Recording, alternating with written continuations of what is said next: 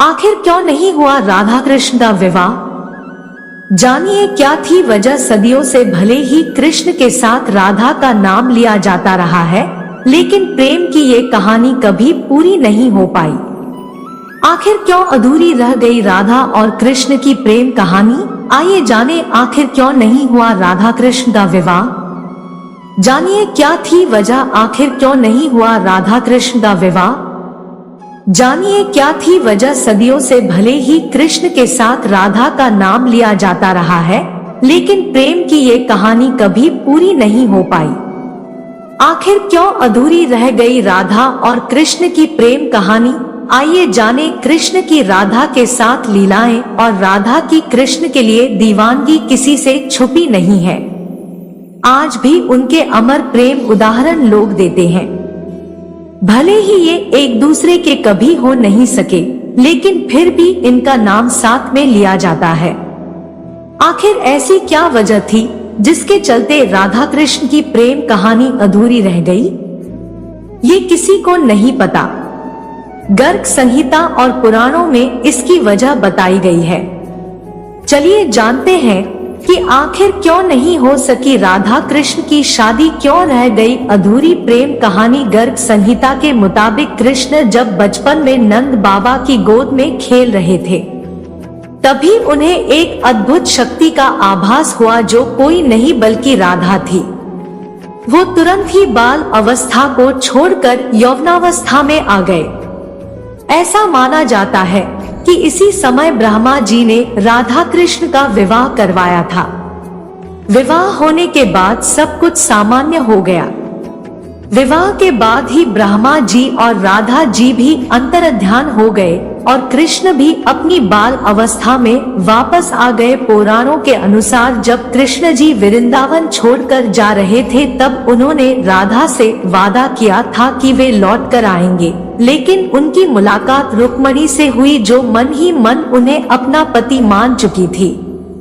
जब रुक्मणी का विवाह किसी दूसरे से कराया जा रहा था, तब कृष्ण जी वहां पहुंच गए और उनसे शादी कर ली। पौराणिक कथाओं के मुताबिक जब राधा कृष्ण बालपन में मिले थे, तभी उन्हें अपने प्रेम का आभास हो गया था। राधा कृष्ण से उम्र में 11 महीने बड़ी थी और दोनों का प्रेम आध्यात्मिक था, इसलिए वह कभी शादी के बंधन में नहीं बंधे। पौराणिक कथाओं के अनुसार राधा को रुक्मणी का आध्यात्मिक अवतार भी माना जाता है। अब इन कथाओं की माने तो राधा कृष्ण का विवाह सीधे तौर पर तो नहीं हुआ, लेकिन दोनों जीवन भर एक दूसरे से प्रेम करते रहे। ब्रह्मावैवर्त पुराण के अनुसार ही राधा का विवाह यशोदा के भाई रायान गोपा से हो गई थी और राधा रिश्ते में कृष्ण की मामी लगने लगी थी, इसलिए भी उन्होंने शादी नहीं की थी। ऐसा भी कहा जाता है कि राधा ने अपना घर छोड़ दिया था और एक परछाई अपने घर पर छोड़ी थी, उसी से गोपा की शादी की गई थी। कृष्ण जी ने रुक्मणी से विवाह इसलिए भी किया क्योंकि वे जानते थे कि रुक्मणी ही राधा है। दरअसल राधा का ही एक स्वरूप रुक्मणी का था। जाने कब है कृष्ण जन्माष्टमी, भूलकर भी न करे इस दिन ये काम, मिल सकता है अशुभ परिणाम।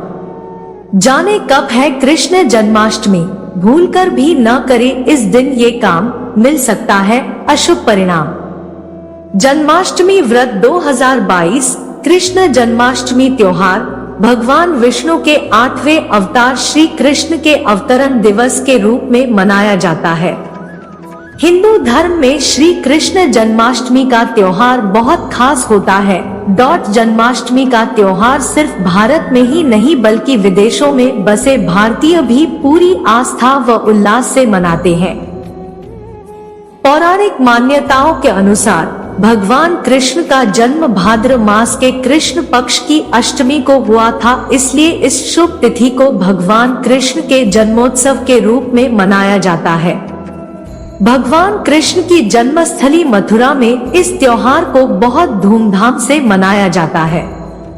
आइए जानते हैं ज्योतिषाचार्य आरती दहिया से जन्माष्टमी की तारीख, मुहूर्त क्या है, इसका महत्व और पूजा विधि के दौरान किन बातों का रखे ध्यान। पौराणिक कथाओं के मुताबिक श्री कृष्ण भगवान विष्णु के सबसे शक्तिशाली मानव अवतारों में से एक है। जन्माष्टमी का त्योहार सद्भावना को बढ़ाने और दुर्भावना को दूर करने को प्रोत्साहित करता है। मान्यता है कि इस दिन पूरे श्रद्धा भाव से पूजा करने से भगवान सबकी मनोकामनाएं पूर्ण करते हैं। जिन लोगों की कुंडली में चंद्रमा कमजोर होता है, उनके लिए यह व्रत करना बहुत ही फायदेमंद होता है। साथ ही संतान प्राप्ति के लिए यह व्रत करना बहुत अच्छा होता है। जन्माष्टमी के दिन किसी का भी अनादर या अपमान न करें। लोगों से विनम्रता और सहृदयता का व्यवहार करें। इस दिन किसी तरह के बुरे विचार मन में न लाएं और किसी से भला बुरा न कहें। इस दिन काले रंग के कपड़ों को पहन से परहेज करना चाहिए। शास्त्रों के अनुसार पूजा में काले रंग के कपड़े पहनना अशुभ माना जाता है। जन्माष्टमी के दिन पूजा में लाल या फिर पीले रंग के कपड़े पहनना शुभ माना जाता है। जन्माष्टमी पर कोई भी भोग लगाए तो उसमें तुलसी का प्रयोग जरूर करें। भगवान कृष्ण का कोई भी भोग तुलसी के बिना नहीं रखा जाता है। शास्त्रों के अनुसार आज जन्माष्टमी के दिन चावल या जौ से बना भोजन न ग्रहण करें, क्योंकि चावल को भगवान शिव का रूप भी माना गया है। जन्माष्टमी के दिन लड्डू गोपाल जी को भी अकेले न छोड़े। जन्मोत्सव के बाद भी भगवान के साथ परिवार का कोई सदस्य रहना चाहिए, वरना पूजा अधूरी मानी जाती है। कृष्ण के जन्म होने के समय तक रात 12 बजे तक व्रत का पालन करते हुए अन्न का सेवन न करें। जन्माष्टमी पर गायों की पूजा और सेवा जरूर करनी चाहिए। ऐसा न करने पर भगवान श्री कृष्ण नाराज होते हैं। भूलकर भी बासे फूल का प्रयोग करें। ऐसे फूल चढ़ाना शास्त्रों में वर्जित बताया गया है। जन्माष्टमी के दिन सात्विक भोजन करें। घर में लहसुन और प्याज जैसी तामसिक चीजों का प्रयोग नहीं करें। पूजा के दौरान इन मंत्रों का करें जाप। जन्माष्टमी के दिन किसी का भी अनादर या अपमान न करें। लोगों से विनम्रता और सहृदयता का व्यवहार करें। इस दिन किसी तरह के बुरे विचार मन में न लाएं और किसी से भला बुरा न कहें। इस दिन काले रंग के कपड़ों को पहन से परहेज करना चाहिए। शास्त्रों के अनुसार पूजा में काले रंग के कपड़े पहनना अशुभ माना जाता है। जन्माष्टमी के दिन पूजा में लाल या फिर पीले रंग के कपड़े पहनना शुभ माना जाता है। जन्माष्टमी पर कोई भी भोग लगाए तो उसमें तुलसी का प्रयोग जरूर करें। भगवान कृष्ण का कोई भी भोग तुलसी के बिना नहीं रखा जाता है। शास्त्रों के अनुसार आज जन्माष्टमी के दिन चावल या जौ से बना भोजन न ग्रहण करें, क्योंकि चावल को भगवान शिव का रूप भी माना गया है। जन्माष्टमी के दिन लड्डू गोपाल जी को भी अकेले न छोड़े। जन्मोत्सव के बाद भी भगवान के साथ परिवार का कोई सदस्य रहना चाहिए, वरना पूजा अधूरी मानी जाती है। कृष्ण के जन्म होने के समय तक रात 12 बजे तक व्रत का पालन करते हुए अन्न का सेवन न करें। जन्माष्टमी पर गायों की पूजा और सेवा जरूर करनी चाहिए।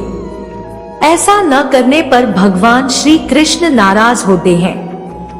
भूलकर भी बासे फूल का प्रयोग करें। ऐसे फूल चढ़ाना शास्त्रों में वर्जित बताया गया है। जन्माष्टमी के दिन सात्विक भोजन करें। घर में लहसुन और प्याज जैसी तामसिक चीजों का प्रयोग नहीं करें। आखिर क्यों नहीं हुआ राधा कृष्ण का विवाह? जानिए क्या थी वजह। सदियों से भले ही कृष्ण के साथ राधा का नाम लिया जाता रहा है, लेकिन प्रेम की ये कहानी कभी पूरी नहीं हो पाई।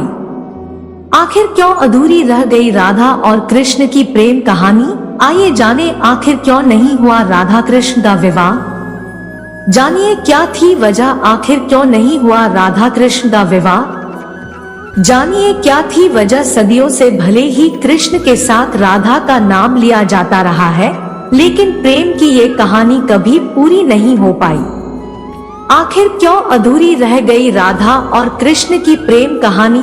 आइए जाने कृष्ण की राधा के साथ लीलाएं और राधा की कृष्ण के लिए दीवानगी किसी से छुपी नहीं है। आज भी उनके अमर प्रेम उदाहरण लोग देते हैं। भले ही ये एक दूसरे के कभी हो नहीं सके, लेकिन फिर भी इनका नाम साथ में लिया जाता है।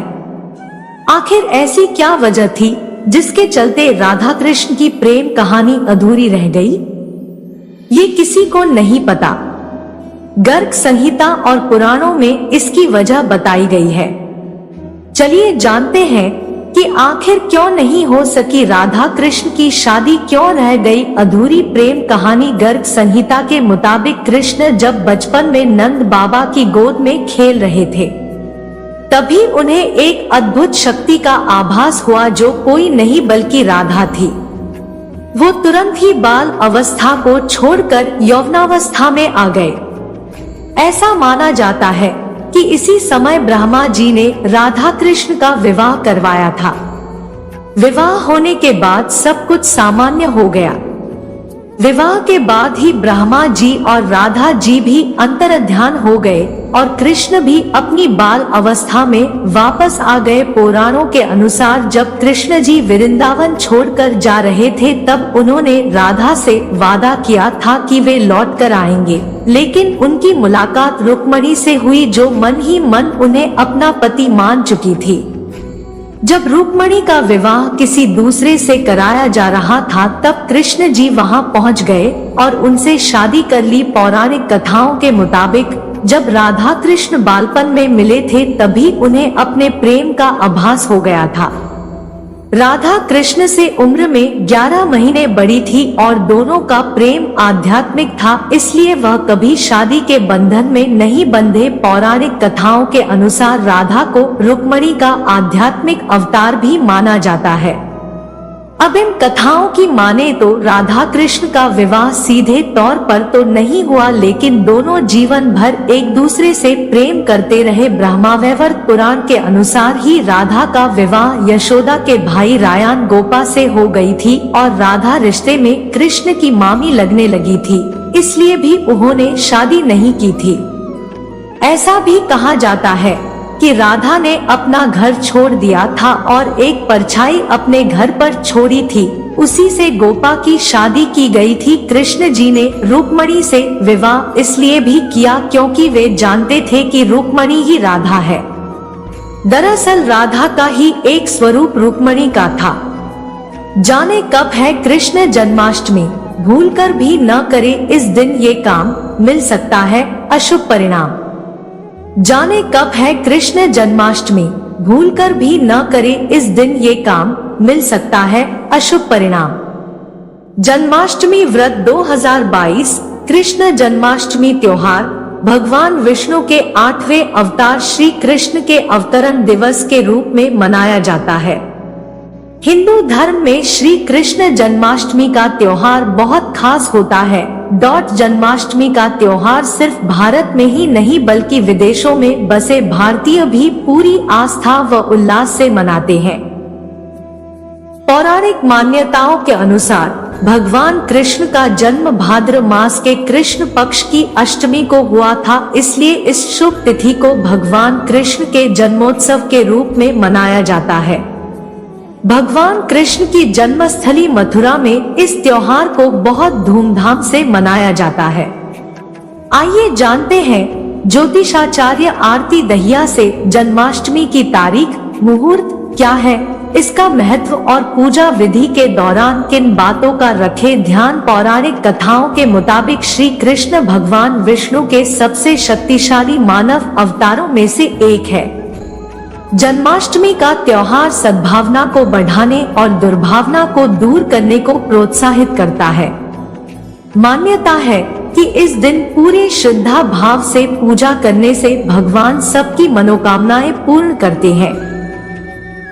जिन लोगों की कुंडली में चंद्रमा कमजोर होता है, उनके लिए यह व्रत करना बहुत ही फायदेमंद होता है। साथ ही संतान प्राप्ति के लिए यह व्रत करना बहुत अच्छा होता है। जन्माष्टमी के दिन किसी का भी अनादर या अपमान न करें। लोगों से विनम्रता और सहृदयता का व्यवहार करें। इस दिन किसी तरह के बुरे विचार मन में न लाएं और किसी से भला बुरा न कहें। इस दिन काले रंग के कपड़ों को पहन से परहेज करना चाहिए। शास्त्रों के अनुसार पूजा में काले रंग के कपड़े पहनना अशुभ माना जाता है। जन्माष्टमी के दिन पूजा में लाल या फिर पीले रंग के कपड़े पहनना शुभ माना जाता है। जन्माष्टमी पर कोई भी भोग लगाए तो उसमें तुलसी का प्रयोग जरूर करें। भगवान कृष्ण का कोई भी भोग तुलसी के बिना नहीं रखा जाता है। शास्त्रों के अनुसार आज जन्माष्टमी के दिन चावल या जौ से बना भोजन न ग्रहण करें, क्योंकि चावल को भगवान शिव का रूप भी माना गया है। जन्माष्टमी के दिन लड्डू गोपाल जी को भी अकेले न छोड़े। जन्मोत्सव के बाद भी भगवान के साथ परिवार का कोई सदस्य रहना चाहिए, वरना पूजा अधूरी मानी जाती है। कृष्ण के जन्म होने के समय तक रात 12 बजे तक व्रत का पालन करते हुए अन्न का सेवन न करें। जन्माष्टमी पर गायों की पूजा और सेवा जरूर करनी चाहिए। ऐसा न करने पर भगवान श्री कृष्ण नाराज होते हैं। भूलकर भी बासे फूल का प्रयोग करें। ऐसे फूल चढ़ाना शास्त्रों में वर्जित बताया गया है। जन्माष्टमी के दिन सात्विक भोजन करें। घर में लहसुन और प्याज जैसी तामसिक चीजों का प्रयोग नहीं करें। पूजा के दौरान इन मंत्रों का करें जाप। जन्माष्टमी के दिन किसी का भी अनादर या अपमान न करें। लोगों से विनम्रता और सहृदयता का व्यवहार करें। इस दिन किसी तरह के बुरे विचार मन में न लाएं और किसी से भला बुरा न कहें। इस दिन काले रंग के कपड़ों को पहन से परहेज करना चाहिए। शास्त्रों के अनुसार पूजा में काले रंग के कपड़े पहनना अशुभ माना जाता है। जन्माष्टमी के दिन पूजा में लाल या फिर पीले रंग के कपड़े पहनना शुभ माना जाता है। जन्माष्टमी पर कोई भी भोग लगाए तो उसमें तुलसी का प्रयोग जरूर करें। भगवान कृष्ण का कोई भी भोग तुलसी के बिना नहीं रखा जाता है। शास्त्रों के अनुसार आज जन्माष्टमी के दिन चावल या जौ से बना भोजन न ग्रहण करें, क्योंकि चावल को भगवान शिव का रूप भी माना गया है। जन्माष्टमी के दिन लड्डू गोपाल जी को भी अकेले न छोड़े। जन्मोत्सव के बाद भी भगवान के साथ परिवार का कोई सदस्य रहना चाहिए, वरना पूजा अधूरी मानी जाती है। कृष्ण के जन्म होने के समय तक रात 12 बजे तक व्रत का पालन करते हुए अन्न का सेवन न करें। जन्माष्टमी पर गायों की पूजा और सेवा जरूर करनी चाहिए। ऐसा न करने पर भगवान श्री कृष्ण नाराज होते हैं। भूलकर भी बासे फूल का प्रयोग करें। ऐसे फूल चढ़ाना शास्त्रों में वर्जित बताया गया है। जन्माष्टमी के दिन सात्विक भोजन करें। घर में लहसुन और प्याज जैसी तामसिक चीजों का प्रयोग नहीं करें।